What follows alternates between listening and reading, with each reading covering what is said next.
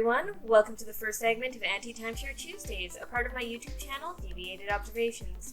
My name is Chrissy, and today we'll be diving into the strange, deceitful, and often outrageous world of timeshares. Today we're going to explain what a timeshare is, how they got their start, and why timeshares are an absolute scam.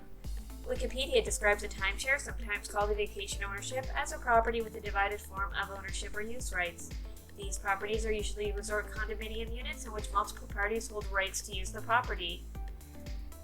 My own take on timeshares is essentially you buy a week or more of time from a property. You don't own any land or any stock in the company. It's more of a lease agreement with no option to buy at the end of your agreed upon term.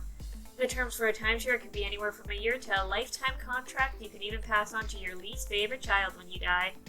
One condominium in essence can be sold 52 times. For larger resort chains, you can buy a week or more into their business, and that allows you to get access to several of their properties. But how did timeshares get their start?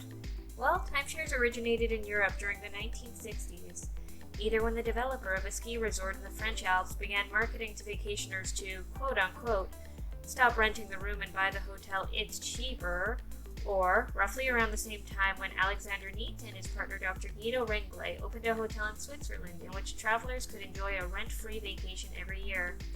The idea expanded on what was already a really popular concept in Europe, which was simply called vacation home sharing. Vacation home sharing started shortly after World War II and usually involved four families that would buy a vacation cottage jointly when they couldn't afford to own a vacation cottage on their own.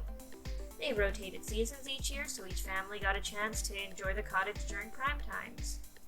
The term timeshare was coined in the UK in the early 1960s as a nickname for these popular family arrangements. I don't know about you, but that sounds really sweet to me.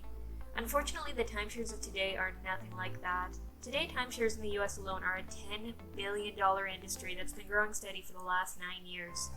To understand the scale of a $10 billion business, you have to compare it to similar industries.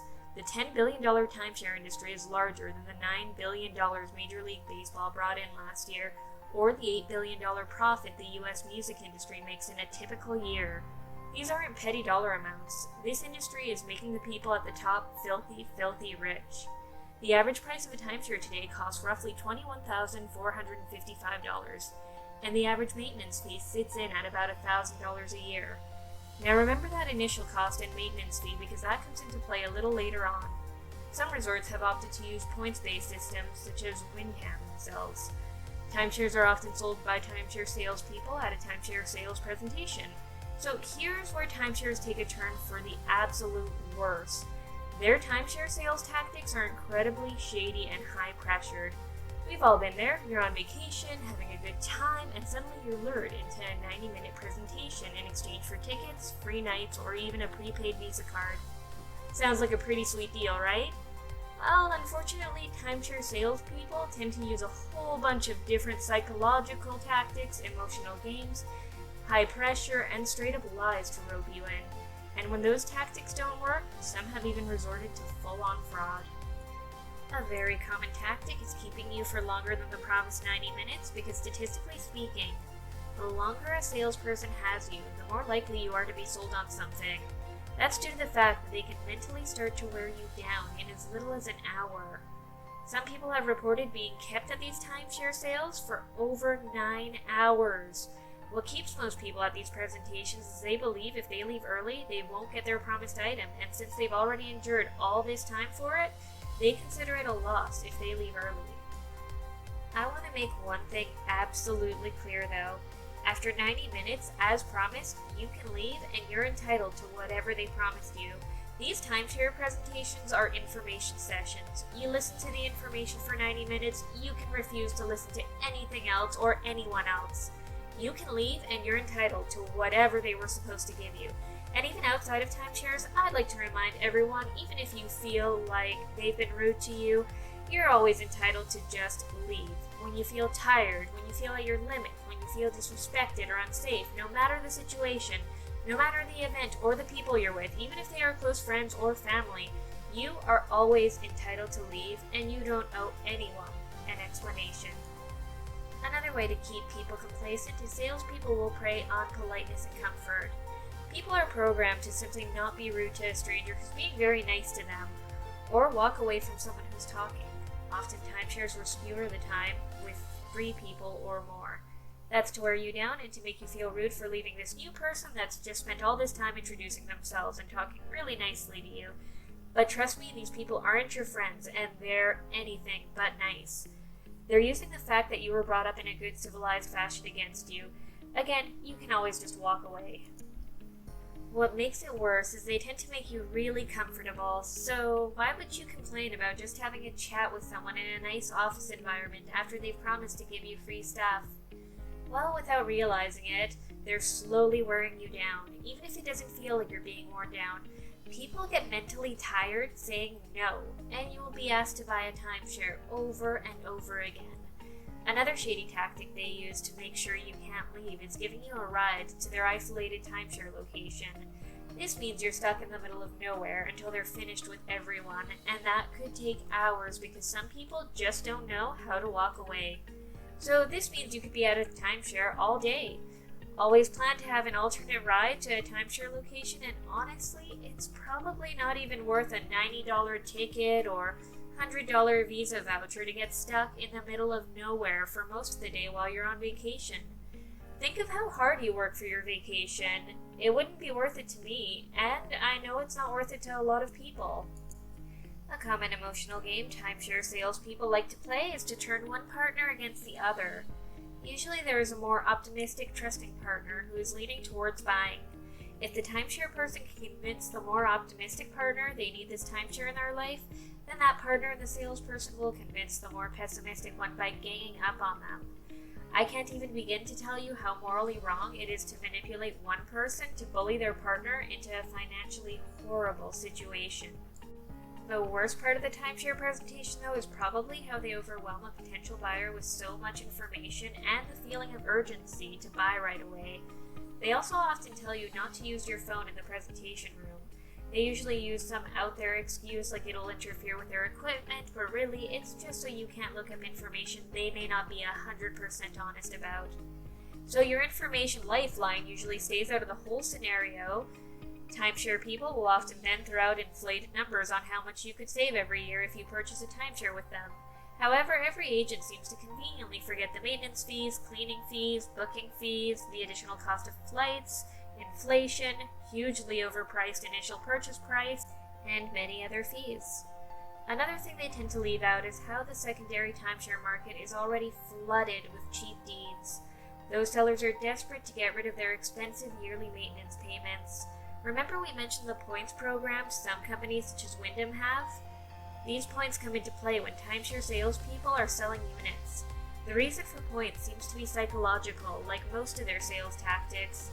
Saying they will give you 100,000 points instead of just saying one free night sounds way more impressive. We are designed as human beings to be impressed with higher quantities. I mean, what sounds more impressive to you, 100,000 or 1? Also, these points are an absolute nightmare afterwards, with huge amounts of consumer complaints that include being unable to book anything desirable with points, points magically missing or quickly expiring from their accounts, food and booze not being included in all-inclusive resorts, whereas they normally would be if you booked outside the timeshare program, and points being sold for way less than they initially paid on sites like eBay. It gets worse though, so much worse. The last sales tactic we'll mention is also the most common consumer complaint when purchasing a timeshare, and it is also illegal. Many unhappy clients on the Better Business Bureau and Consumer Affairs website have stated that they were just straight up lied to. With promises they could easily resell their timeshares, that it would accumulate value, or maintenance fees would never go up, the list of common lies goes on. These timeshare companies often get away with outright deceit and misrepresentation with little consequences. Many class action lawsuits against various timeshare companies have surfaced due to misrepresentation. Let's have a look at one in particular. In Kirchner v. Wyndham Vacation Resorts Incorporated, filed March 27, 2020 in Delaware.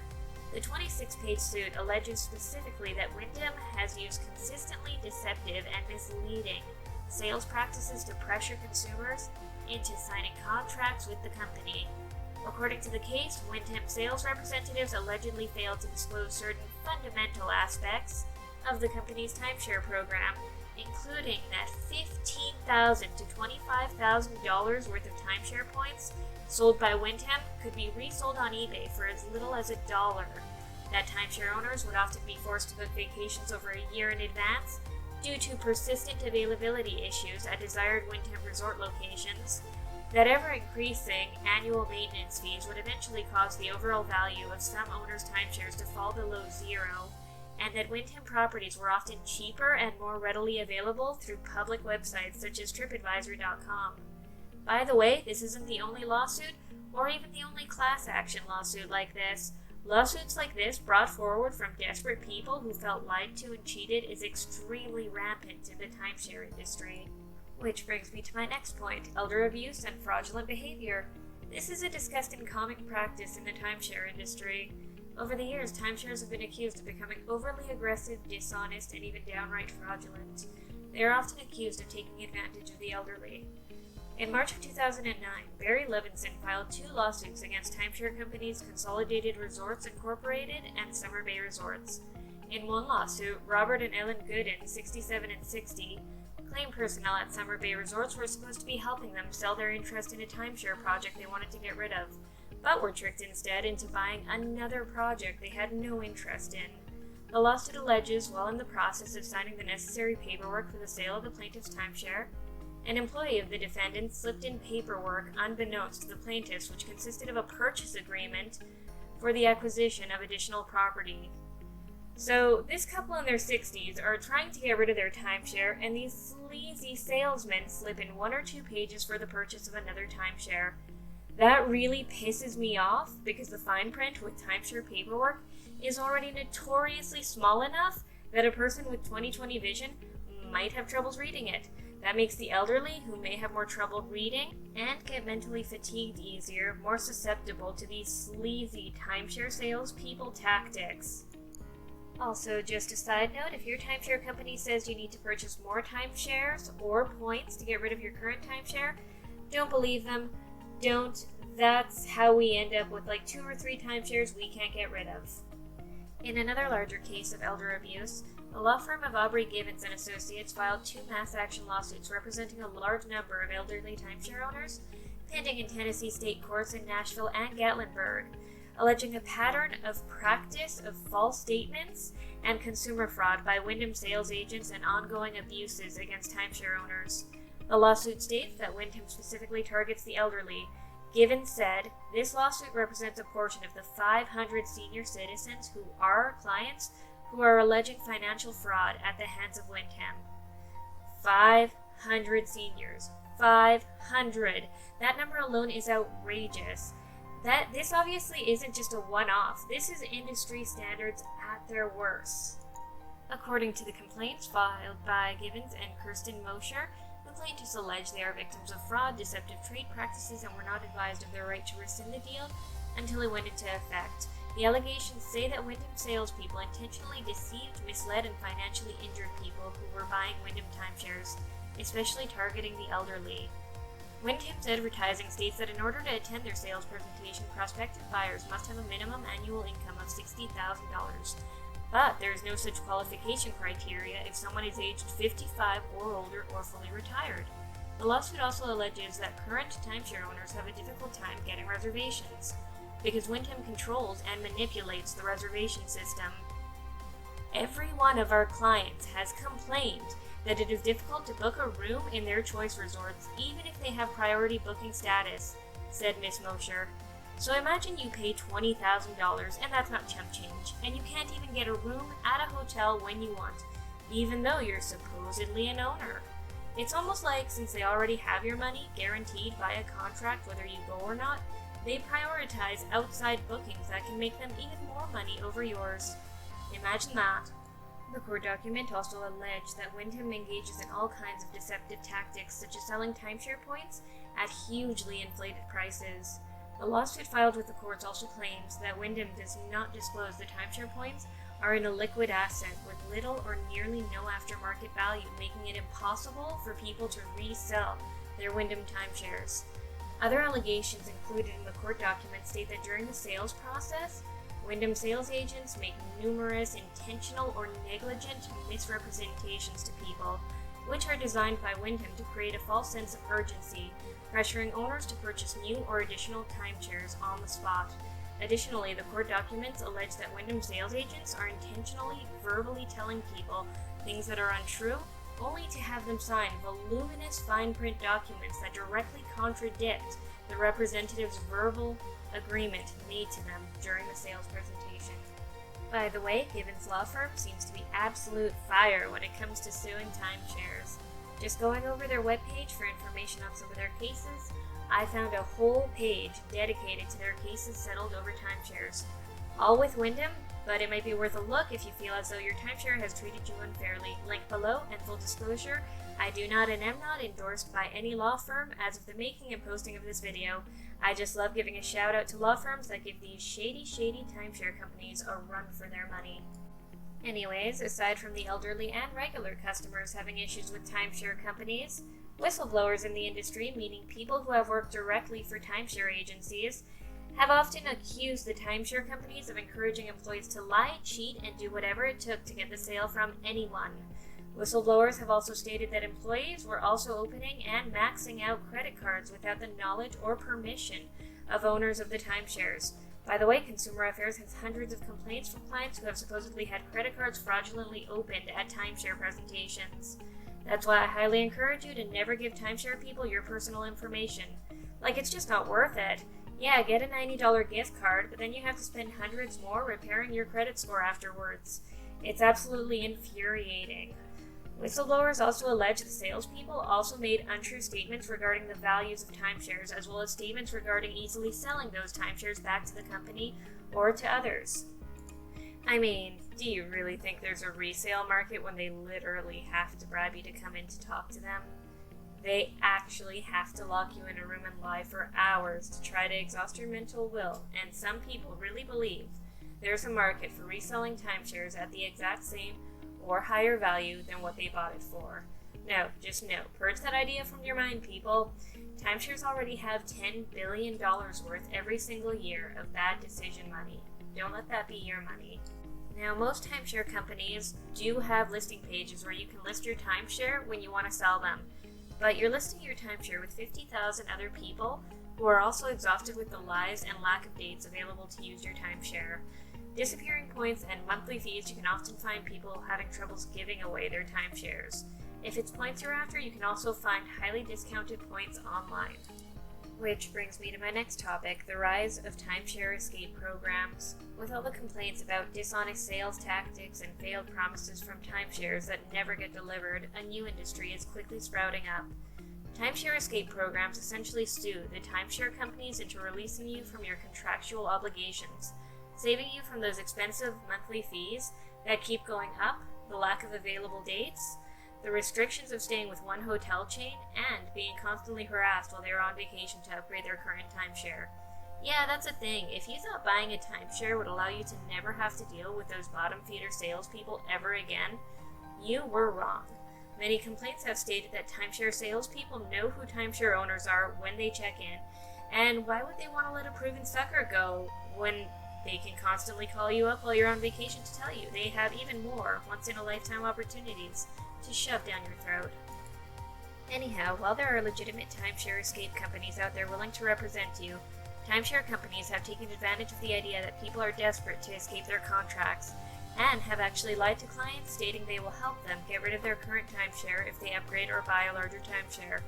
Again, please, if you already gave these bloodsuckers any money, don't give them any more. It's just straight up lies.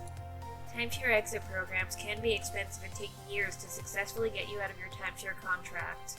The repercussions of not paying on your timeshare, though, could be worse, and include foreclosure on your unit, destroying your credit, and suing you for the remaining value, which they could leverage against your current assets like homes, vehicles, pretty much anything with your name on it which has any value. If people knew what they were risking for 2 weeks of a vacation in a restricted chain of hotels that may not even have availability when they want a buck, I doubt anyone would ever buy a timeshare. And along with any industry comes phone and email scams. Not just for timeshare companies who want more money from you, but from fraudulent anonymous phone callers who prey on calling timeshare owners who they know are more than likely desperate to get out of their timeshare and monthly payments. When they call the potential victim, they sell them a story about having a buyer for their unit and the seller must pay closing costs. In desperation, the victim, hoping to get rid of their unit, sends money via bank transfer or email. The money is collected and the caller is never heard from again. It makes you wonder how these callers got the timeshare clients' information in the first place, though. It's almost like giving your information to people in an industry that are known for fraudulent and unethical behavior carries risk. But that's my personal speculation. Take it how you will. At the end of the day, though, if you're desperate to get rid of your timeshare, go with a reputable company and never send money to anyone without seeing the proper paperwork first. Still not convinced timeshares aren't worth it? Let's do the math. The numbers we'll be using are reported averages from across the US. Remember the initial cost and maintenance fees we mentioned earlier? At $21,455 for an average unit, we'll say you get 2 weeks use out of it. The average is only actually 1 week, but we're going to be really generous and say 2 weeks, 14 days use. With $1,000 maintenance fees each year, the average hotel room in the US in 2019, before the pandemic, was $125 per night. At 14 days, if you were to rent a hotel room independently at any given time, it would cost you roughly $1,750 for those 2 weeks. That's $750 more than just your maintenance fees. So how many years until you made back that $21,455 you initially spent? Well, math tells us it would take about 28 years to make your investment back. And remember, we're being generous. It's actually double that amount. And that's presuming your maintenance fees won't go up, which they will, and you don't want to go vacation anywhere else in the world except just the hotels or hotel you bought your investment in. And we're also assuming you don't mind the fact that there are constant complaints about availability during holidays and prime times, and you sometimes have to book up to a year in advance to even get the times you want, while being bombarded at all hours of the day and night to upgrade your timeshare package to a better package. Could you imagine going on vacation only to be constantly hounded to upgrade? I'd be livid. Not to mention, we don't even take into account job losses that could cause hardships with paying the maintenance fees, or sickness, or a pandemic that could prevent you from even going on vacation. Why pay to limit yourself? Also, it's shameful that maintenance fees are as high as $1,000 a year when you're splitting the ownership with 26 other people. If you all bought a 2-week package, again, the average is 1 week, but we're being really generous, that's $26,000 a year to maintain one unit. That's outrageous. How outrageous, you're wondering? If you owned an apartment in a super expensive city like New York, like a cream of the crop city, the yearly average maintenance fee on a New York apartment is only $9,756. In a more average city like Chicago, the yearly average condo fee is only $4,764. And yet somehow your vacation condo costs about 5 times more, and oftentimes they cover the exact same things, like landscaping, patios and sidewalks, common areas, lobbies, swimming pools, tennis courts, sewage lines, elevator maintenance, trash collection, snow removal, physical exterior repairs, and maintenance. But wait, you're saying, I also get my room clean and someone handles my bookings. Surely those people get paid for my maintenance fees, and that's why my maintenance fees are so high. Well, you'd be wrong. A good portion of complaints I found online that said they were lied to almost always mentioned there were fees that were intentionally not disclosed. Many timeshare clients say they feel they were never told about additional fees such as booking, parking, cleaning, extra taxes, and sometimes even repair assessments. Yes, that's right, I said repair assessments. Your contract is often tied to a primary hotel which, if damaged during bad weather or if maintenance fees are unable to cover upgrades that are needed, it all falls on you. Although I personally don't understand why anyone would ever get an assessment when these timeshares, I'll say it again, pocket $10 billion a year, and yet people receive assessments for damages and high maintenance costs on these properties, and I find that extremely unethical to be pocketing $10 billion a year and charging unit owners for any excessive fees or damage that might happen. Also, isn't that what insurance is for?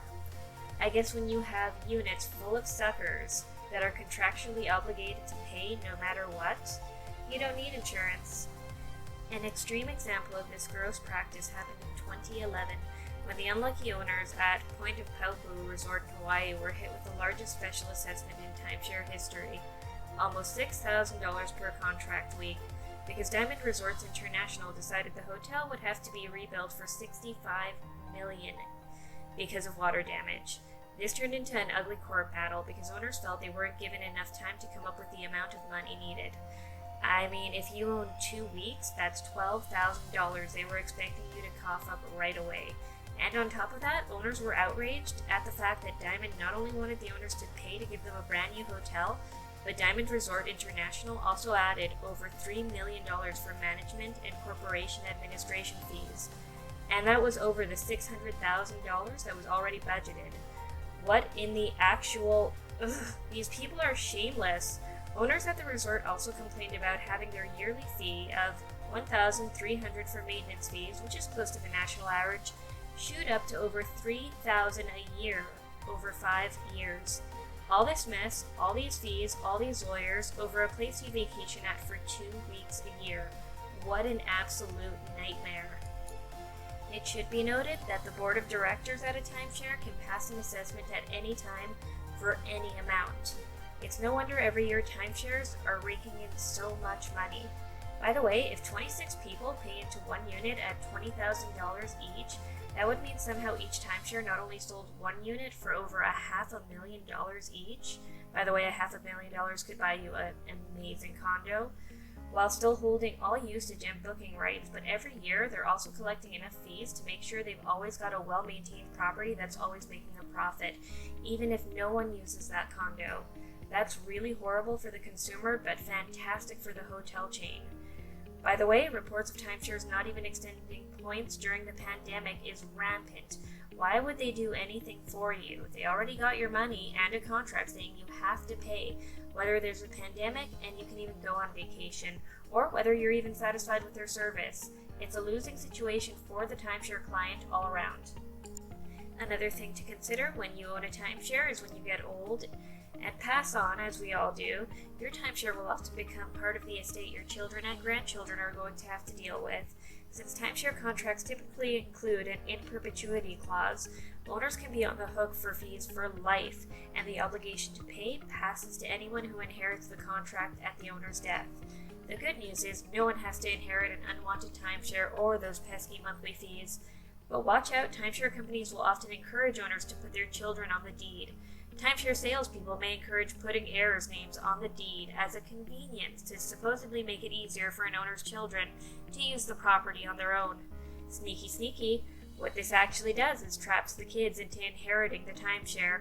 Parents who fall for this gambit can ask the resort developer to remove those names from the deed, and the developer most likely will comply if there's no loan outstanding against the timeshare. Another tip, the kids should never pay the maintenance fees directly, even if they're handling their parents' estate. Those fees should always come from the parents' bank account. You honestly don't want timeshare people even knowing you have a bank account. So the next time a pushy salesman tries to bribe you into sitting through a 90-minute information session, just walk away. It's not worth it. It's not worth having a property that you don't really own and split with up to 52 other people. It's not worth risking your credit score or having a judgment placed against you. If you have anyone in your life considering a timeshare, please feel free to share this informative video with them. And if you really hate someone, just send them to a timeshare office. It'll ruin their life. This concludes our first Anti-Timeshare Tuesday. Thank you for joining me. I'll be here every Tuesday trying to spread awareness of this awful industry and their shady practices. If you have a personal timeshare horror story, please feel free to reach out to deviatedobservations at deviatedobservations@gmail.com. We'd love to feature your timeshare horror story. Sources for all my information are listed below. Please subscribe, like, and comment.